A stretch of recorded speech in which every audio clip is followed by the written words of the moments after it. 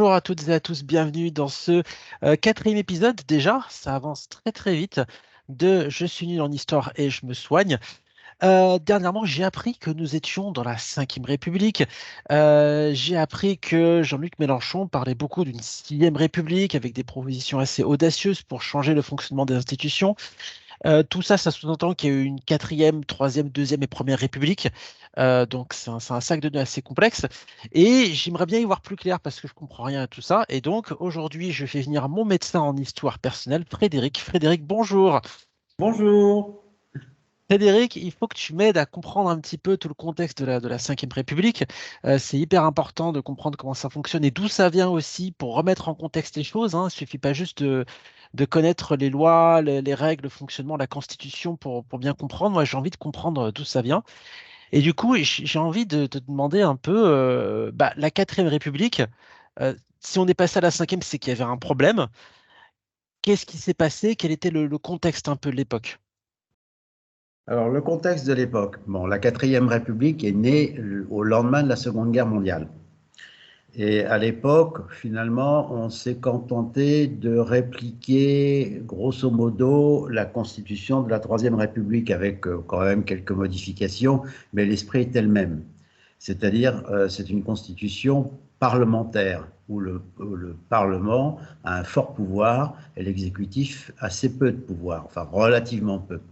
Alors, c'est pas forcément un problème en soi, c'est que la quatrième République a souffert de son mode d'élection des députés. À partir du moment où on élit les députés à la proportionnelle, eh bien, on n'arrive pas à avoir une majorité nette à l'Assemblée nationale. Et de ce fait, les différents gouvernements n'ont jamais réussi à rester très longtemps. Il y a eu quand même 24 gouvernements différents en 12 ans. C'est-à-dire que donc la moyenne était de 6 mois. Bien sûr, il y en a qui sont restés Incroyable. beaucoup moins et d'autres restés un petit peu plus longtemps. On va peut-être juste rappeler le principe de la proportionnelle versus l'opposition, c'est quoi d'ailleurs? C'est pas la majorité C'est le scrutin majoritaire. C'est-à-dire majoritaire. dans pour faire simple, hein, parce que c'est toujours un petit peu plus compliqué que ça, le scrutin proportionnel tient compte très exactement du nombre de voix recueillies par chacun des partis. Donc le nombre de députés à l'Assemblée sera directement proportionnel au nombre de voix. Le scrutin majoritaire, au contraire, c'est un scrutin où le parti qui arrive en tête remporte dans la circonscription où c'est arrivé le siège. Hein, c'est-à-dire que on prend la circonscription de Montmorency, et bien si c'est le parti de socialiste qui est en tête, et bien il remporte la totalité des sièges de Montmorency et sa région. Voilà. Alors, du coup, ça me fait penser, je crois me souvenir que le Rassemblement national est favorable à un retour à la proportionnelle, parce que justement, c'est un parti qui est très pénalisé par ce mode de scrutin. Oui, oui. Mais ça, c'est toujours l'attitude que l'on a dans l'opposition. Et en général, quand on est au gouvernement, eh bien, on est bien content d'avoir le scrutin majoritaire parce que ça te donne une majorité relativement confortable avec relativement peu de voix et te permet de gouverner dans la sérénité. Hein, puisqu'il suffit finalement d'avoir la majorité des voix dans une circonscription pour remporter eh bien, le siège de la circonscription. Alors ça, c'est toujours la même chose. Hein. Dans l'opposition, ah oui, on veut la proportionnelle, etc. Et puis quand on est au pouvoir, quand on y arrive, eh bien, on se dit, mais finalement, c'est pas si mal que ça. C'est logique. Alors, ce système de la proportionnelle, c'est pas la seule raison du fait que la quatrième République est tombée. Il y avait aussi un contexte très grave, c'était la guerre d'Algérie. La guerre d'Algérie qui a commencé en 1954 et dont on ne voyait pas la fin. Aucun gouvernement n'est resté suffisamment longtemps au pouvoir pour envisager une solution pérenne à ce qu'on appelait à l'époque la crise algérienne, hein, ou les événements d'Algérie. On ne parlait pas de la guerre d'Algérie. Dans une période de conflit comme ça, on a besoin quand même d'un exécutif qui a un peu de recul, un peu de temps devant lui, et il n'en avait pas. Donc ça a contribué à décrédibiliser et à amener vers la chute la 4e République. Alors évidemment, on l'a aidé, hein, cette 4e République, pour tomber. C'est-à-dire qu'elle avait des opposants farouches. D'abord les communistes, qui étaient très puissants à l'époque. C'était un parti quand même qui représentait 20 à 25% des électeurs. Hein, il ne faut pas l'oublier. Et puis, finalement, la 4e République, qui a été quasiment remise sur les rails par De Gaulle, puisque De Gaulle, il faut se rappeler qu'il était chef de gouvernement en 1945-1946. Hein. Le premier gouvernement, c'était le gouvernement de Gaulle. Eh bien, quand on a mis en place la constitution de la 4e République, il a démissionné parce qu'il n'était pas d'accord, et il s'en est fait l'opposant le plus farouche et un des plus écoutés, parce qu'il avait un prestige personnel considérable. Donc, en 1958, il y a eu une insurrection à Alger, une insurrection en faveur de l'Algérie française. Hein, on considérait que la 4e République n'était pas assez forte pour imposer une solution de force en Algérie. Et cette insurrection algérienne, elle était plus ou moins pilotée en sous-main par les gaullistes. Et parce que beaucoup de gens commençaient à dire, ben, finalement, le seul qui pourrait nous sortir de ce bourbier, c'est De Gaulle. Hein, De Gaulle qui s'était retiré à Colombey-les-Deux-Églises depuis 1946 et qui jouait un peu le rôle de prophète de mauvais augure. Eh bien, beaucoup de gens disaient, ben, De Gaulle, c'est la solution, c'est lui qu'il nous faut. Et plus ou moins, l'insurrection de 1958 à Alger a contribué au fait qu'on est allé chercher le général de Gaulle. René Coty l'a nommé le 13 mai 1958. Non, pardon, l'insurrection c'est le 13 mai, mais le 29 mai, l'a nommé président du Conseil. Donc De Gaulle a été le dernier président du Conseil de la 4e République. Alors, ça soulève plein de questions. Déjà, je fais un petit retour en arrière sur un point de la 4e République. Tu disais que les gouvernements changeaient souvent. C'était quoi le processus? C'est-à-dire que le Parlement pouvait renverser le gouvernement? Comment ça se passait? Exactement. L'Assemblée, dès qu'elle avait le moindre désaccord avec un gouvernement, elle se faisait un plaisir de le renverser. Quelquefois, même le gouvernement n'attendait même pas, voyant qu'il n'avait pas de majorité, il démissionnait. Alors, c'est assez curieux parce qu'il y a donc une grande instabilité ministérielle, mais quand on regarde la composition des cabinets ministériels à l'époque, on retrouve souvent les mêmes. Hein, qui revenaient au bout d'1 an ou 2 ans comme ministre. Quelquefois même, ils revenaient dans le ministère suivant avec un portefeuille différent. En fait, le personnel est resté relativement stable, mais avec une instabilité institutionnelle insupportable. On ne pouvait pas gouverner la France de cette façon-là. D'accord. Alors, pareil, pour préciser le contexte, j'ai l'impression que la guerre d'Algérie donc, joue un rôle important. Oui. Donc, c'était un contexte de décolonisation. L'Algérie voulait son indépendance. Oui. Et donc, de ce que je comprends, les gaullistes, peut-être on va redéfinir, on va revenir sur ce que ça veut dire exactement, étaient partisans de l'Algérie française. Et donc, la Ve République s'est installée dans un contexte où on voulait un gouvernement fort pour garder l'Algérie sous notre égide. Est-ce que j'ai bien Alors, compris? oui, alors justement, il y a une ambiguïté de départ. C'est que beaucoup de gaullistes étaient pour l'Algérie française. C'était des départements français, hein, quasiment. Mais De Gaulle a très vite compris qu'on ne pourrait pas garder l'Algérie. Il a été très réaliste de cette façon-là. Mais au lieu de le dire franchement dès le départ, il a laissé planer l'ambiguïté. C'est-à-dire que quand il est arrivé au pouvoir, donc en mai 58, très vite derrière, il a fait un voyage en Algérie. Et c'est là où il a prononcé le fameux discours très ambigu avec la phrase « Je vous ai compris ». Il y avait des partisans de l'Algérie française qui étaient en bas de la tribune, hein, lui il était au balcon, et qui criaient Algérie française, et lui a dit je vous ai compris, ce qui laissait sous-entendre qu'il avait compris qu'il fallait garder l'Algérie à la France. hein. Et même, il a prononcé, je crois, les mots d'Algérie française un peu plus tard dans son voyage en Algérie.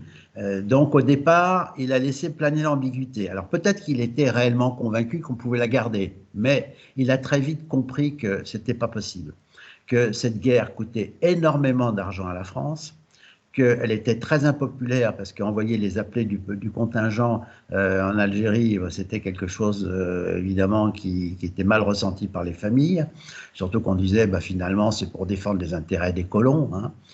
Et puis d'autre part, il avait très bien compris que sur la scène internationale, la France était discréditée, hein, parce qu'elle s'arc-boutait sur son empire colonial, alors que, par exemple, la Grande-Bretagne avait déjà lâché une grande partie de ses colonies, quelquefois dans la douleur, mais voilà. Donc on sentait bien que c'était un combat d'arrière-garde qui faisait qu'on se mettait à dos tout le monde arabe, par exemple, hein, et tout le tiers-monde d'une façon générale. Donc, il a très vite évolué. Ok. Et on est arrivé donc en 1962 à l'indépendance de l'Algérie. Mais ça a été quelque chose de très sanglant, puisque évidemment, il y a eu de nouveau une insurrection en 61 à Alger, hein, c'était le putsch de généraux, et puis il y a eu l'OAS, hein, qui a été un mouvement insurrectionnel de partisans de l'Algérie française qui ont fait régner la terreur, non seulement en Algérie, mais en France, en commettant des attentats qui, notamment l'un d'entre eux, a défiguré une petite fille qui passait par là. Ok. Alors, je vais faire un petit retour sur De Gaulle, puisqu'apparemment c'est un personnage qui a l'air assez important, si j'en juge par le nombre de rues qui portent son nom. Alors, je me souviens que c'est un héros de la Seconde Guerre mondiale, hein, l'appel du 18 juin, le rassemblement des Français, tout ça. Mais est-ce que c'était la seule chose qu'il avait à son tribut à l'époque? D'où il sortait? Pourquoi il était aussi charismatique? Et pourquoi il est revenu sur le devant de la scène à ce moment-là?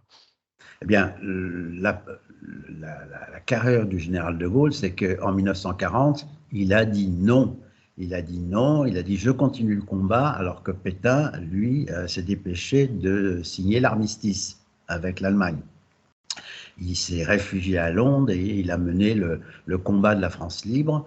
Et ce combat de la France libre, qui a été extrêmement difficile, douloureux, a abouti quand même au fait que les Allemands ont été chassés de France et qu'il a pu rétablir les institutions françaises, alors que elles auraient très bien pu ne pas être rétablies de la façon dont les Français le souhaitaient, parce que les Américains avaient prévu carrément un gouvernement d'occupation suite au débarquement de Normandie, hein.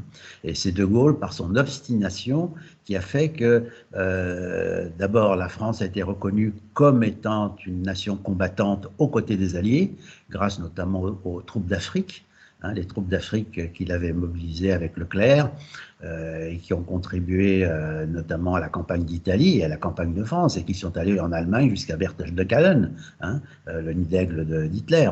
Donc il ne faut pas oublier que les Français, même d'une façon modeste, ont participé à la libération, hein, aux côtés des Anglo-Américains.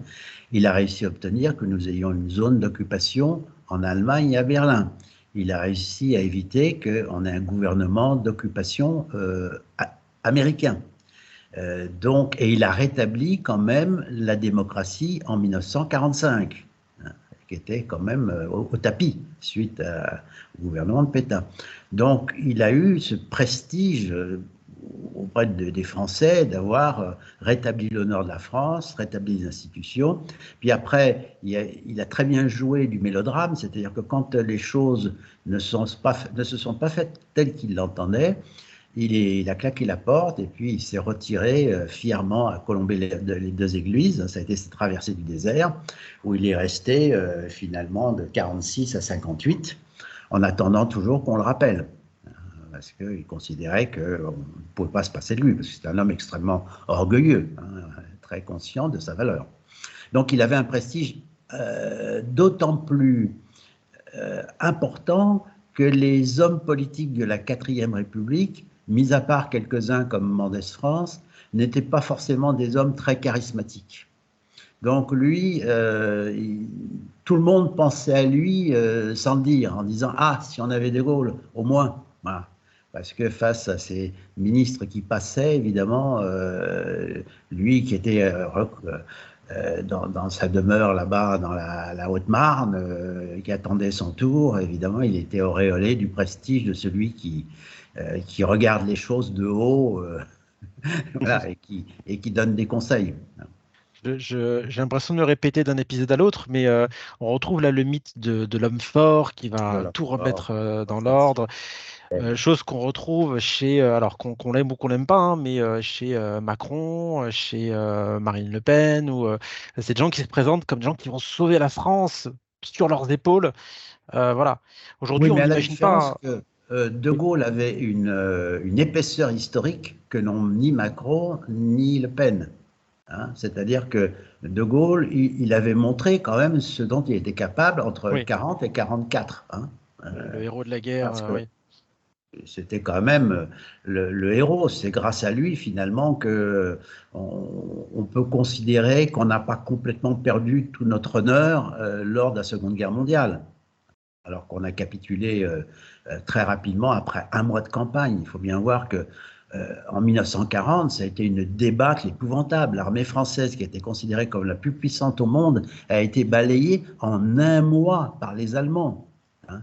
Donc tous nos alliés se sont dit, mais c'est pas possible, c'est ça la France. Mais c'est des poltrons, ce sont des lâches, etc. Et lui, grâce à son verbe, hein, à la radio de Londres, grâce à son action, il nous a sauvé l'honneur en quelque sorte. Hein. Il a mobilisé les colonies d'Afrique noire en disant bon, l'empire il est là et là il faut pas oublier que la France a été libérée par les Anglo-Américains et par des troupes indigènes de l'armée d'Afrique. Hein. Tout à Ça, fait. on l'oublie un peu souvent, mais ce sont des Algériens, des Africains d'Afrique noire qui ont libéré Marseille, Lyon, Strasbourg, qui sont allés jusqu'à Berchtesgaden. On l'oublie un petit peu. On oublie quelquefois la dette que l'on a vis-à-vis d'eux, hein, les tirailleurs algériens, les tirailleurs sénégalais, etc. Bien sûr, effectivement, c'est bien de le rappeler. Alors, on va se recentrer un peu sur notre sujet, puisque du coup, donc, on arrive à la Cinquième République, donc 1958. Cinquième République, qu'est-ce que c'est du coup? Qu'est-ce que ça change? Comment les gens le perçoivent? Alors, ce que ça change, c'est qu'on inverse complètement les rapports de pouvoir. Sous la Quatrième République, l'Assemblée était très forte et le pouvoir exécutif relativement faible. Dans la constitution de la Ve République, justement, De Gaulle avait tiré la leçon en disant il faut un exécutif fort et un parlement discipliné, entre guillemets. Donc la Ve République, c'est ça. C'est un exécutif fort avec notamment un président de la République qui a de réels pouvoirs, ce qui n'était pas le cas sous la Quatrième République, et un parlement qui est soumis à ce qu'on appelle le parlementarisme rationalisé, c'est-à-dire que le Parlement doit respecter des règles extrêmement strictes, très contraignantes dans son action. Alors qu'auparavant, ça partait un peu dans toutes les directions. Le Parlement, quelquefois, prenait des initiatives qui n'étaient pas toujours très heureuses. Là, on l'a vraiment jugulé, peut-être même un peu trop. Alors, on va peut-être trop rentrer dans les détails, mais c'est quoi ces règles strictes en question? Eh bien, d'abord, premièrement, on a bien défini le domaine de la loi et le domaine du règlement. Le domaine de la loi, c'est ce que fait le Parlement, et le domaine du règlement, c'est ce que fait l'exécutif, c'est-à-dire c'est les décrets d'application des lois. Donc là, on a bien défini très clairement le domaine du règlement, qui est beaucoup plus large qu'auparavant. Hein, le gouvernement, finalement, a une large autonomie pour passer des décrets d'application. Le domaine de la loi est bien cantonné. Deuxièmement, ce parlementarisme rationalisé, on en parle souvent, c'est par exemple l'article 49.3. C'est-à-dire que le gouvernement, quand il a un projet de loi qui lui tient à cœur, eh bien, il peut très bien poser une sorte de question de confiance au Parlement en disant, écoutez, voilà, soit vous votez la motion de censure et je m'en vais, soit mon projet de loi est adopté tel quel. Donc c'est assez brutal. Parce que les parlementaires, revenir devant les électeurs, c'est quand même aléatoire. On n'est pas sûr d'être réélu. Donc, très souvent, les parlementaires se disent: ah, bon, d'accord, peut-être qu'on ne va pas déposer de motion de censure. Alors, l'opposition en dépose toujours une, mais souvent l'opposition, dans le régime de la Cinquième République, est, grâce au scrutin majoritaire, souvent minoritaire. Donc, sa motion de censure, finalement, n'est pas acceptée et le projet de loi est accepté tel quel.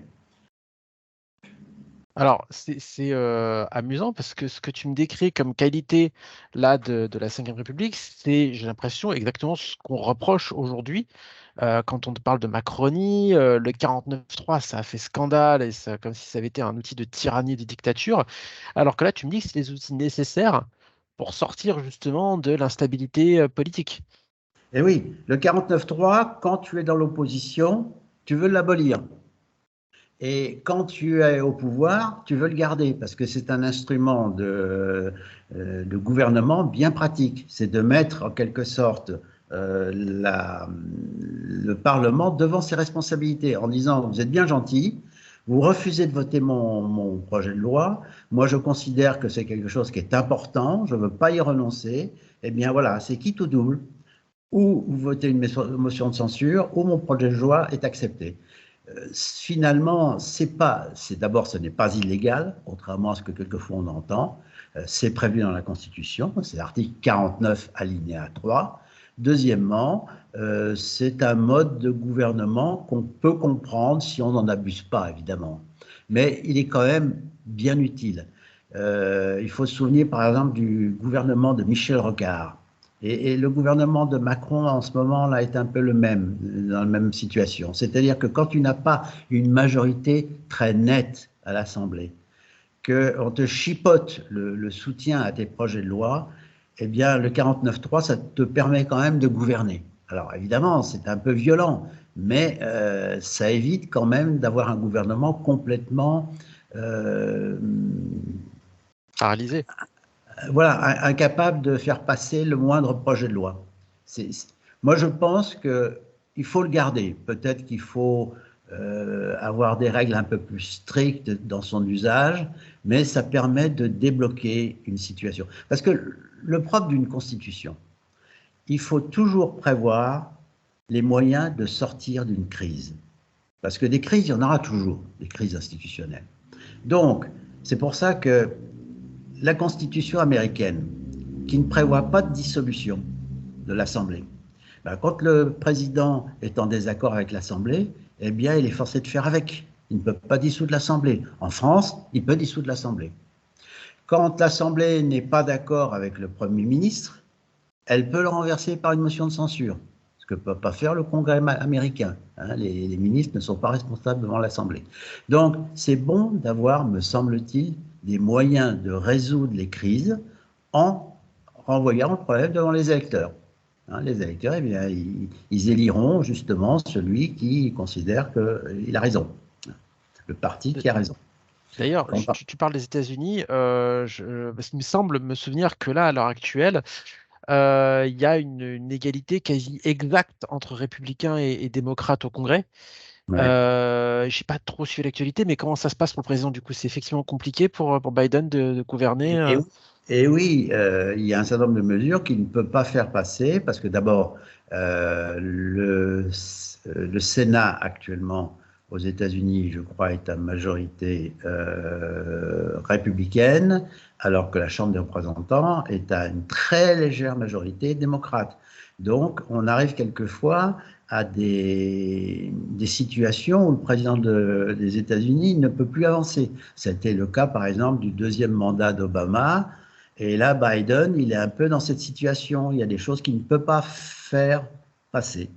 Et c'est une situation, à mon avis, qui est dommageable, qui fait que je considère personnellement qu'une constitution de type présidentialiste, comme aux États-Unis, n'est pas adaptée à la France.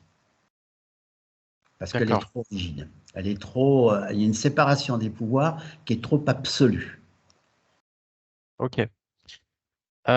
Du coup, donc on se replonge, donc désolé pour cette digression, on se replonge au moment de l'arrivée de la Cinquième République. Comment les Français ont perçu ce changement?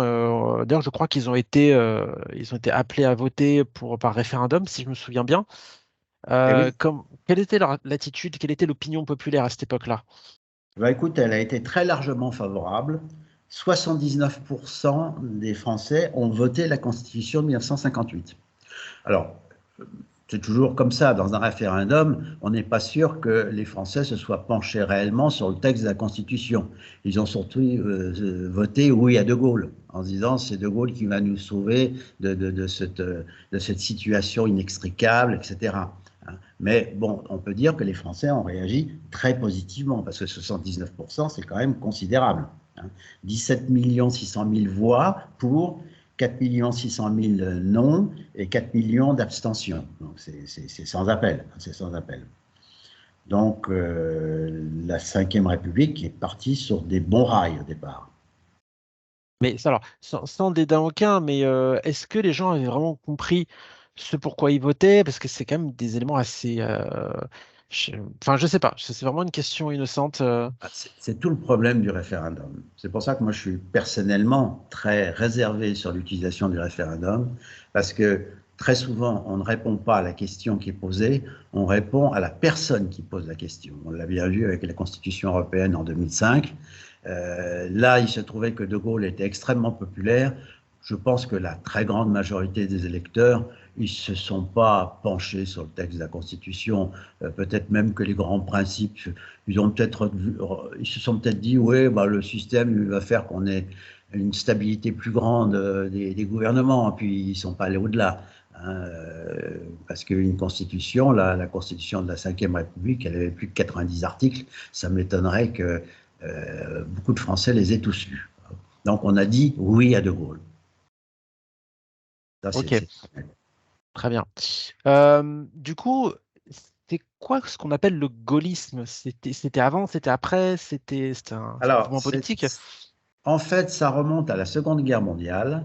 Ce sont toutes les personnes qui sont allées à Londres, ou qui l'ont rejoint après à Alger, quand il a fait le gouvernement provisoire à Alger, pour combattre les Allemands. C'était pour l'essentiel ce qu'on a appelé après les compagnons de la libération. C'était ça, déjà, les gaullistes, qu'on appelait les gaullistes historiques. Les gens qui ont à côté de lui, combattu en quelque sorte, alors soit directement dans la résistance, soit indirectement au sein du gouvernement provisoire de la République française. Bon. Après, ça s'est élargi parce que quand De Gaulle est revenu en France en 1945, avec les Alliés, en 1944 même, 1945, un certain nombre de personnes sont devenues partisanes du général de Gaulle, parce que c'est celui qui avait rétabli la liberté, qui avait contribué à chasser les Allemands. Son discours de Bayeux, où il esquissait déjà en 1944 les futures institutions de la Ve République, c'était un discours finalement prémonitoire, avait aussi attiré l'attention d'un certain nombre de personnes. Donc, il y a eu réellement un mouvement gaulliste, d'ailleurs, qui a été créé. Ça a été le Rassemblement du peuple français. À un moment, le général de Gaulle a créé carrément un mouvement politique. Alors, comme il ne pouvait pas sentir les partis politiques, on a appelé ça le Rassemblement et non pas le parti, le RPF. Ce RPF a été un parti d'opposition puissant pendant une certaine période lors de la Quatrième République. Il a contribué à faire tomber des gouvernements. Avec les communistes, ils étaient souvent alliés pour déposer des motions de censure. Et puis après, ça s'est un petit peu effiloché parce qu'on s'est aperçu que le RPF, c'était simplement un parti qui avait une action négative et pas positive. Mais en 1958, il y a eu un regain parce qu'un certain nombre de personnes qui étaient partisanes de l'Algérie française ont pensé que De Gaulle allait maintenir l'Algérie dans la France. Et un certain nombre de gaullistes étaient Algérie française. Bon, après, évidemment, ils ont été déçus. Voilà, donc le mouvement gaulliste, c'était un mouvement très, très peu structuré. C'était pas une organisation comme le Parti communiste, par exemple, très, très martiale. C'était plutôt des gens qui étaient attirés par la personnalité du général de Gaulle et qui prenaient dans toutes ses idées celles qui l'arrangeaient. Hein. C'est l'opposition à la 4e République, ça a été après l'Algérie française, et puis après, ça a été d'autres choses.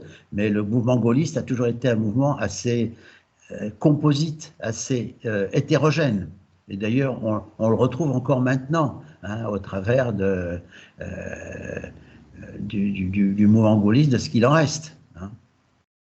C'est pas quelque chose Ça de existe toujours, le mouvement gaulliste, aujourd'hui? Oui, oui, bien sûr. Ben, les républicains sont les descendants directs des gaullistes. Au sein des républicains, il y a encore des gens qui s'affirment comme étant gaullistes. C'est la frange un peu nationaliste, peut-être, du parti, un peu très Oui, conservatrice. Enfin, oui, mais alors De Gaulle avait quand même pour lui d'avoir réussi à réunir des gens très différents sur sa simple personne, sur sa seule personne. Donc, tu avais des gaullistes qu'on appelait les gaullistes sociaux, comme René Capitan, des gens qui, par exemple, ont promu la participation et l'intéressement, hein, qui étaient des gens finalement presque des transfuges de gauche. Et puis, tu avais des gens de droite, même de droite assez dure, souvent qui étaient passés par l'Algérie française. Hein, et cette dichotomie se retrouve encore maintenant. Quand tu regardes les républicains entre un Ciotti, qui est quand même très à droite, et puis certains gaullistes qui sont plus sociaux. Par exemple, il y avait Séguin, Philippe Séguin, qui n'est plus de ce monde, mais qui était considéré comme un gaulliste social. Hein, c'est des gens, ils ne sont réunis que par la mémoire du général de Gaulle et puis un certain nombre d'intérêts communs, mais souvent ils divergent sur beaucoup d'éléments. C'est le Parti républicain, et d'ailleurs c'est comme ça que Macron a essayé de le casser, c'est parce qu'il s'est aperçu qu'il était très divergent. Et Marine Le Pen joue la même stratégie en se disant, dans le Parti des Républicains, il y a des gens qui sont très proches de moi, de mes idées, je vais les attirer. Hein, ah. Et actuellement, le Parti républicain souffre de ça, c'est que les forces centrifuges sont importantes. d'accord. Alors justement, ça tombe bien qu'on fasse le lien avec l'actualité parce que j'ai l'impression que la Cinquième République a beaucoup changé, on va dire, dans l'esprit depuis ces 60 dernières années. Et peut-être dans les règles aussi, il y a des choses, je me souviens de l'instauration du quinquennat, et peut-être qu'il y a d'autres règles qui ont évolué. Oui, il y a eu 24 révisions de la Constitution, hein, en 64 ans, 65 ans, 24 révisions. Alors beaucoup sont passés inaperçus parce que c'était des révisions très purement techniques, mais il y en a deux très importantes qui ont marqué les Français parce qu'elles ont donné lieu à des référendums. Parce que sur les 24, il n'y en a que deux qui ont donné lieu à des référendums.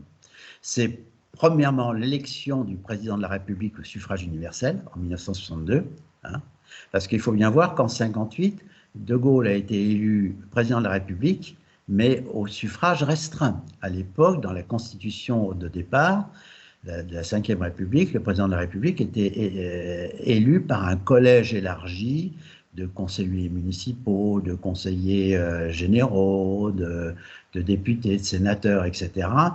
Et c'est quand il a fait l'objet d'un attentat, d'ailleurs il en a fait l'objet de plusieurs, suite à la guerre d'Algérie, qui s'est dit, mais quand je ne serai plus là, comment ça va se passer?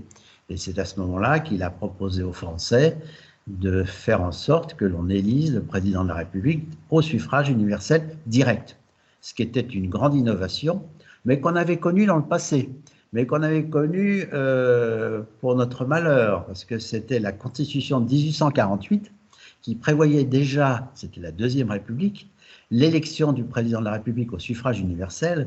Et à l'époque, on avait élu qui? Louis-Napoléon Bonaparte, qui après s'est emparé du pouvoir et est devenu Napoléon III. Donc pendant longtemps, l'élection du président de la République au suffrage universel, c'était quelque chose de sulfureux. Hein. Et d'ailleurs, en 62, il y a eu une forte opposition d'une partie de la classe politique en disant c'est vicier nos institutions que d'élire le président de la République au suffrage universel. C'est la porte ouverte à une forme de dictature, etc., etc. Et d'ailleurs, le gouvernement de Georges Pompidou, qui était à l'époque Premier ministre, a été renversé par l'Assemblée à cette occasion-là. parce que justement, un certain nombre de gens, y compris parmi les gaullistes, étaient contre cette révision constitutionnelle. Mais finalement, elle a été largement approuvée par le peuple, par une procédure qui n'était d'ailleurs pas tout à fait conforme, parce qu'il a utilisé l'article 11 de la Constitution, alors que ce n'était pas celui-là qu'il fallait utiliser. Mais bon, l'histoire maintenant, on va pas la refaire. Voilà, mais ça a changé complètement nos institutions. Puisque le président a une légitimité très forte face à ses ministres et face même au Parlement, parce qu'il est l'élu direct du peuple, c'est sa personne. Donc ça a déséquilibré les institutions à son profit. Et la deuxième grande modification que tu as notée, c'est effectivement le passage au quinquennat, alors qu'auparavant, on avait 7 ans, un mandat de 7 ans. Renouvelable d'ailleurs, puisque Mitterrand a fait 14 ans au total. Là, c'est 5 ans renouvelables. De ce fait, on cale le mandat du président de la République exactement sur le mandat de l'Assemblée. Ce qui veut dire que, comme on élit le président de la République d'abord et l'Assemblée tout de suite derrière, eh bien, le seul scrutin qui intéresse véritablement les Français, c'est le scrutin présidentiel. Et après, le scrutin des législatives, bon, on considère que c'est une confirmation du premier vote. Et ça contribue encore un peu plus à déséquilibrer l'équilibre des pouvoirs au profit du président de la République et au détriment du Parlement. Enfin, au détriment de l'Assemblée nationale, puisque le Sénat n'est pas élu de la même façon. C'est marrant parce que je crois qu'aux États-Unis, ils ont des élections de mi-mandat, justement, qui Ouais. donnent l'opportunité au peuple éventuellement d'inverser la tendance s'ils ne sont pas satisfaits Oui, de mais ça veut dire que c'est un mandat de 2 ans. C'est bien peu. Déjà, le mandat du président aux États-Unis est de 4 ans. Je trouve que le temps est trop court. Moi, personnellement, je regrette le septennat en France parce que ça donnait un peu de temps au président. Et puis, finalement, la cohabitation, puisque ça s'est déroulé, on s'est retrouvé avec des présidents qui n'avaient plus de majorité à la Chambre. Eh bien, c'est le seul moment où la Constitution a été strictement respectée. C'est-à-dire qu'on a appliqué l'article 20 qui précise que le gouvernement de la France, c'est le gouvernement, le Premier ministre et les ministres. Normalement, dans la lecture littérale de la Constitution, le gouvernement de la France, c'est à Matignon et pas à l'Élysée. Dans la Constitution de 58, le président de la République est normalement un arbitre au-dessus des partis. Mais maintenant, il n'est plus du tout un arbitre. Quand il a une majorité... Ouais. Comment ? C'est ce que j'allais dire, oui, effectivement, c'est pas du tout Voilà, quand l'esprit il a une aujourd'hui. majorité à sa botte à l'Assemblée, il fait ce qu'il veut. Il fait ce qu'il veut, et c'est pour ça qu'on parle souvent de majorité Godillot. De Gaulle a eu ce genre de majorité pendant ses 2 septennats, enfin le deuxième il ne l'a pas terminé, de députés qui votaient comme un seul homme, parce que c'était de Gaulle, parce que c'était le chef. Voilà. Par contre, lors des cohabitations, il y a eu 3 cohabitations, celle de Mitterrand avec Chirac comme Premier ministre, celle de Mitterrand avec Balladur comme Premier ministre, et celle de Chirac avec Jospin comme Premier ministre. Eh bien, là, le président a dû un peu rabattre son caquet et laisser le Premier ministre gouverner. Parce que le Premier ministre pouvait s'appuyer sur une chambre, sur une Assemblée nationale qui était de même couleur politique. Donc le président a été forcé de se mettre un peu en retrait. Et finalement, là, on respectait strictement les institutions de la Ve République, où le président n'est normalement qu'un arbitre. Du coup, qu'est-ce qu'on lui reproche aujourd'hui? Et finalement, qu'est-ce que, par exemple, Mélenchon propose dans sa sixième République? J'ai vu qu'on a un petit peu discuté des sortes des éléments qui sont populaires chez l'opposition. Je crois qu'il y a un retour du pouvoir au peuple, plus de démocratie. Est-ce que ça se résume à ça? Alors oui, alors les projets de Mélenchon, évidemment, ils sont assez vagues, ce qui est normal quand on est dans l'opposition. C'est après, quand on réunit une constituante, qu'on rentre dans les détails. C'est de dire d'abord le 49.3, il faut le supprimer. Deuxièmement, il faut donner plus de pouvoir au Parlement. Troisièmement, il faut supprimer le fameux article 16 qui donne tout pouvoir au président de la République en cas de crise grave. C'est une quasi-dictature légale. Et quatrièmement, c'est le fameux référendum d'initiative citoyenne, c'est-à-dire donner la possibilité au peuple de faire une pétition pour demander un référendum, soit pour faire passer une loi, soit pour abroger une loi. Voilà grosso modo de ce que j'ai compris du projet de Mélenchon. Hein. Il y a d'autres choses, mais pour l'essentiel, c'est ça. Alors, c'est toujours la même chose. Est-ce qu'il est nécessaire de parler de sixième République? La cinquième République, finalement, on a modifié 24 fois le texte. On pourrait très bien garder la cinquième République et faire une 25e modification constitutionnelle, même si c'est un processus quand même assez long, lent et rigide. Mais on l'a fait 24 fois. Donc on pourrait le faire une 25e fois. Alors la sixième République, c'est plus un symbole pour montrer qu'on change. Mais il n'est pas nécessaire de changer de numéro de République. Ok. J'ai l'impression que c'est un délicat équilibre des pouvoirs, hein. Là, à l'heure actuelle, avec tout ce que tu me dis, je suis incapable de me prononcer sur ce que serait la République idéale ou la Constitution idéale. Soit on donne beaucoup de pouvoir à peu de gens, en fait, au gouvernement, et du coup, bon, les choses avancent vite, mais on risque plus d'être dirigé par quelqu'un qui prend un peu trop le pouvoir et qui se permet des choses qui sont un peu dangereuses. Ou à l'inverse, on a trop de parlementarisme et là on retombe dans une instabilité ou alors un empêtrement et une difficulté à gérer les crises de façon efficace. Un peu comme dans les entreprises finalement. Ouais, ouais. Alors, oui, ça, c'est le propre des Français. Bon, les Français aiment bien les constitutions détaillées et relativement longues, où on espère prévoir tous les cas de figure. Moi, personnellement, je pense qu'une constitution, il faut qu'elle soit courte et assez vague pour laisser la place justement à l'interprétation, à la coutume. C'est le propre des Anglais qui n'ont pas de constitution écrite et qui finalement, ça fonctionne relativement bien. Hein. Or, nous, très souvent, on veut des choses assez rigides, avec d'ailleurs des possibilités de modification de la Constitution qui exigent la réunion du Congrès, c'est-à-dire de l'Assemblée nationale et du Sénat à Versailles pour voter les projets dans les mêmes termes, ou une procédure référendaire où finalement, comme je disais tout à l'heure, les gens votent plus face à celui qui pose la question que sur le texte qu'on leur propose.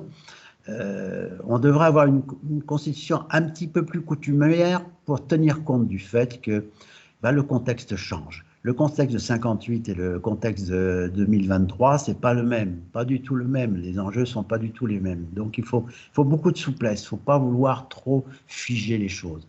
Et puis alors, il y a quelque chose qu'on oublie très souvent, c'est deux choses qui ne sont pas inscrites dans la Constitution. C'est le mode de scrutin et les partis. Pourquoi la Grande-Bretagne, finalement, a un régime relativement stable, même s'il n'est pas parfait, hein, loin de là? C'est que d'une part, il y a un scrutin uninominal à un tour, c'est-à-dire il y a un seul tour.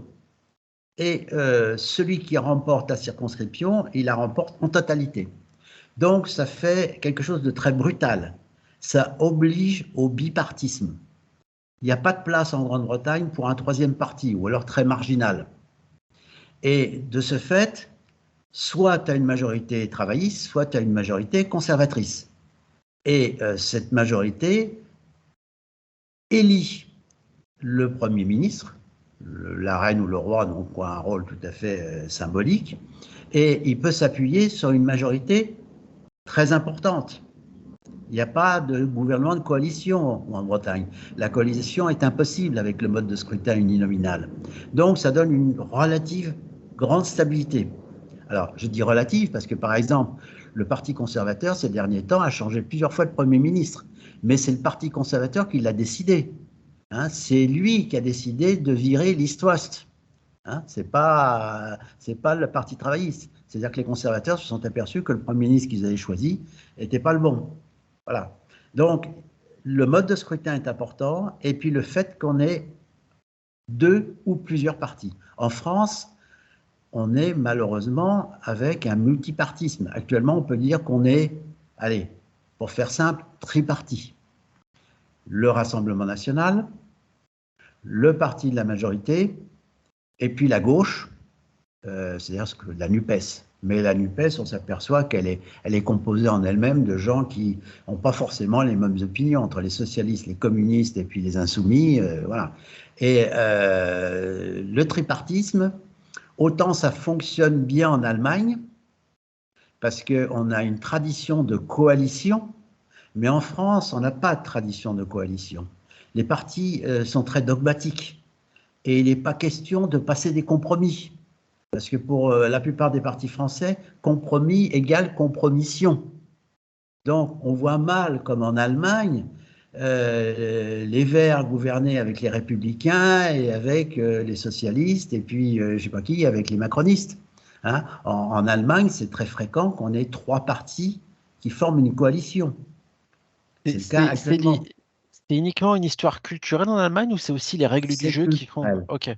Culturel parce que les partis en Allemagne ne sont pas des partis avec des opinions, je dirais des dogmes très, très établis. Ils sont assez plastiques. En France, quand tu écoutes Mélenchon, il n'y a pas la place pour la moindre compromission, le moindre compromis avec l'ennemi. Les autres partis sont des ennemis. Hein, c'est la même chose au Rassemblement national. Il n'est pas question de se compromettre.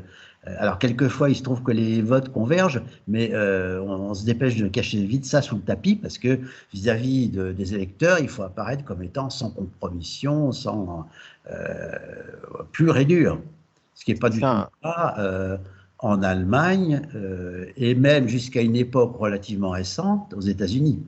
Aux États-Unis, ça change, ça a beaucoup changé avec Trump.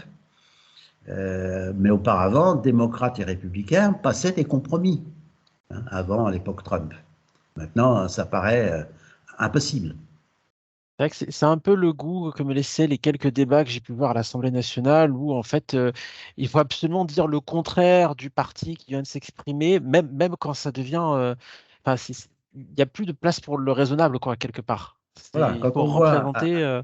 comment a été examiné le projet de loi sur la réforme des retraites, on peut être pour, on peut être contre, mais où on n'a même pas pu atteindre l'article 7, qui était pourtant l'article fixant l'âge de départ à la retraite, parce que la France insoumise avait décidé de bloquer le système en déposant des centaines, ou je ne sais plus, peut-être même plus, d'amendements. Bon, c'est pas raisonnable ça.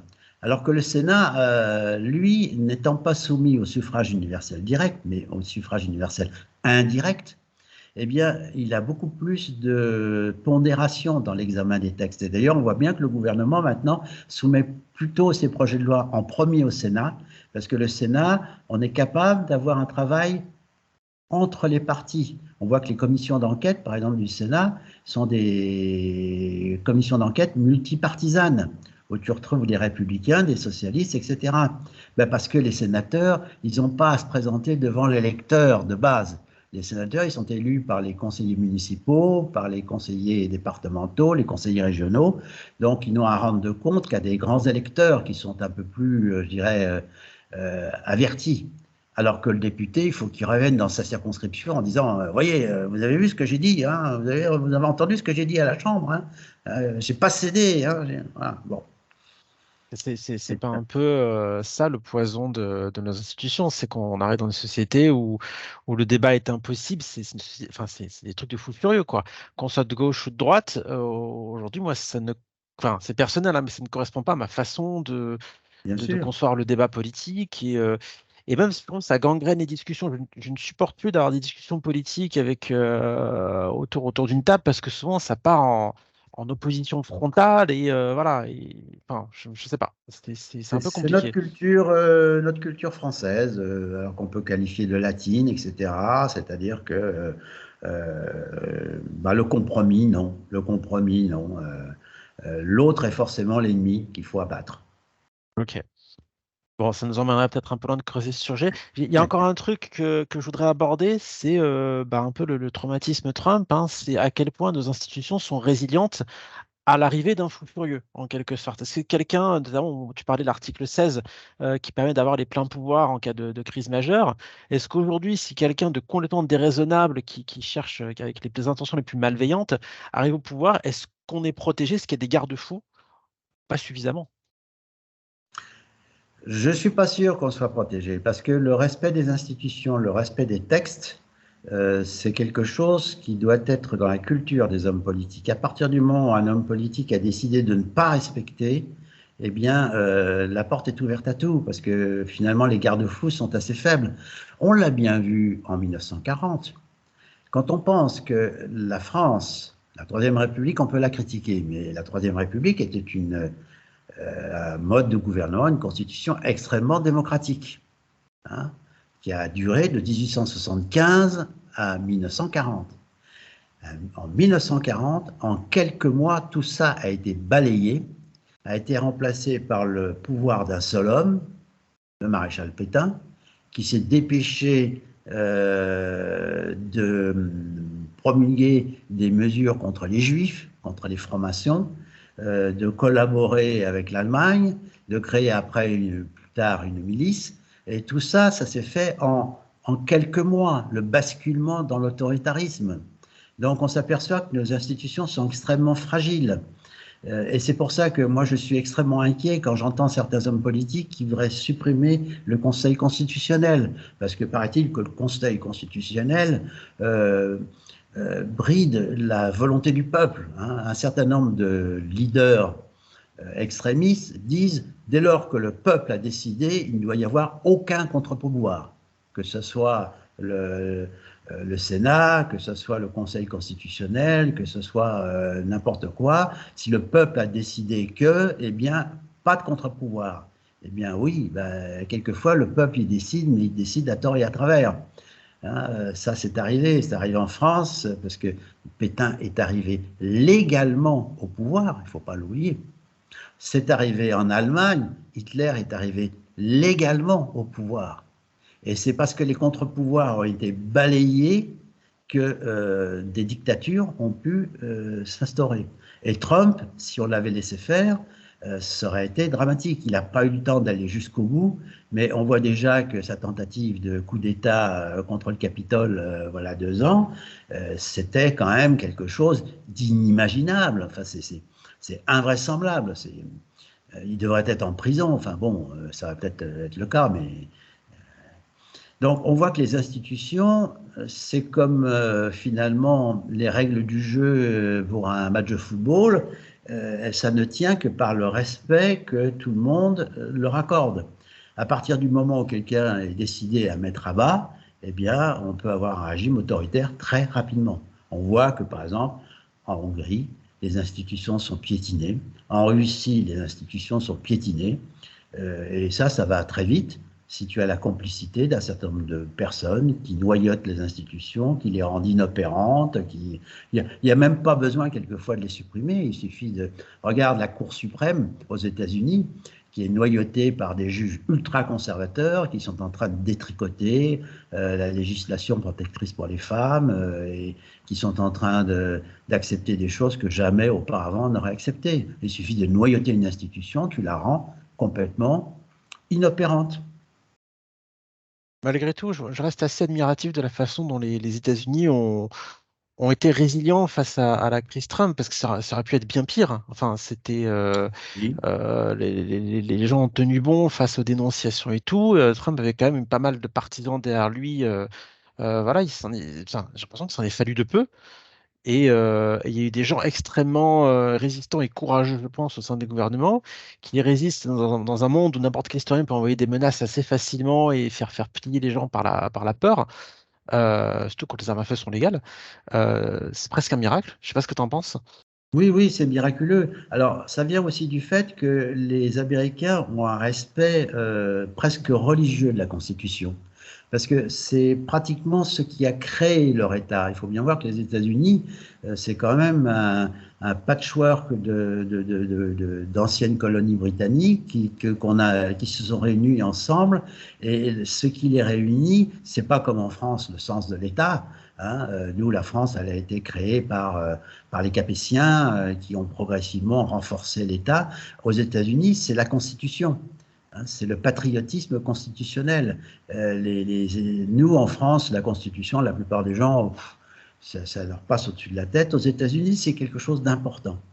Et c'est ce qui probablement a sauvé pour le moment les États-Unis de Trump. Mais si jamais il revient au pouvoir, on peut craindre le pire. Hein, on peut craindre le Bien pire. évidemment. Bon. Surtout s'il a une majorité aussi au Congrès. D'accord. Ok, ben je crois qu'on on a atteint le délai, qu'on a fait le tour de toutes les questions. Merci pour ces soins, pour le soin de mon inculture. Du coup, je me sens un peu moins inculte sur la Cinquième République, De Gaulle, et un peu mieux armé pour comprendre la société moderne. On voit à quel point c'est critique. Et moi, ça me fait du bien de pouvoir m'abstraire, voilà, de pouvoir entendre autre chose que les discours ultra simplificateurs, notamment qui sont balancés par les extrémistes. Je suis d'ailleurs un peu triste de voir que les partis, on va dire, traditionnels perdent du terrain face aux partis extrêmes. C'est dans la lignée de ce qu'on disait, parce que ça aide pas à la lecture raisonnée et équilibrée de ce qui se passe et de ce qu'on pourrait faire.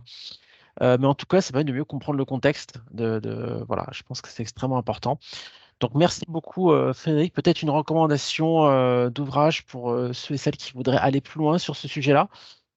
Alors, malheureusement, je n'aurais pas de recommandations à faire parce que les ouvrages sur lesquels j'ai travaillé sont des ouvrages relativement anciens. Je ne suis pas sûr qu'on les retrouve encore en librairie, mais il suffit d'aller dans n'importe quelle bonne librairie orientée vers les livres universitaires et on trouve des ouvrages sur l'histoire Mm. constitutionnelle de la France parce qu'elle est très riche. Hein. On a quand même fait, on a eu 17 constitutions, donc on est des experts dans ce domaine-là. Je pense qu'il y a de très bons. En général, c'est écrit par des spécialistes, des professeurs de droit. Ils sont en général de très bonne qualité pour ceux qui veulent approfondir cette histoire constitutionnelle, qui est très intéressante parce que c'est le reflet de la France. Hein, c'est de notre caractère très latin, très indiscipliné et très créatif aussi.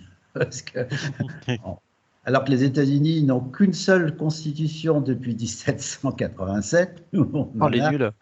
Nous on est passé partout. On a eu la royauté absolue, la royauté constitutionnelle, on a eu le consulat, le directoire, on a eu deux empires, on a eu finalement trois républiques, on a eu un régime autoritaire avec Pétain.